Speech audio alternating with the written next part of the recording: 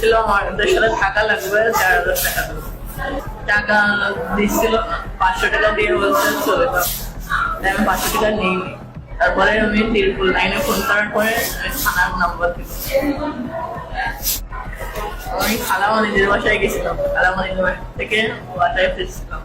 অফিসে টাকা ছিল না, গদখালি নামছিলাম। নামার পরে ওই ভাইয়াদের সাথে দেখা হলো, বলছে কি সমস্যা। আমি বলেছি সবচেয়ে আমার কাছে টাকা নেই, বাসায় যাচ্ছি। ভাইয়ারা বললো যে টাকা টাকা পয়সা যা লাগে আমরা দেবো, আমাদের সাথে যাওয়া লাগবে, ঘুরতে যাওয়া। হ্যাঁ চলেন। একজন নিয়ে গেছিল আরাফাত, নিয়ে যাওয়ার পরে আরো 3 জন আসলো। আসার পরে হ্যাঁ 4,000 টাকার চুক্তি ছিল। ওরা বলছিল আমাদের সাথে টাকা লাগবে 4,000 টাকা। খালি লিচু বাগান টাকা দিচ্ছিল 500 টাকা দিয়ে বলছে চলে যাও। তাই আমি 500 টাকা নিইনি। তারপরে আমি তিরপুল লাইনে ফোন করার পরে আমি থানার নাম্বার দিল।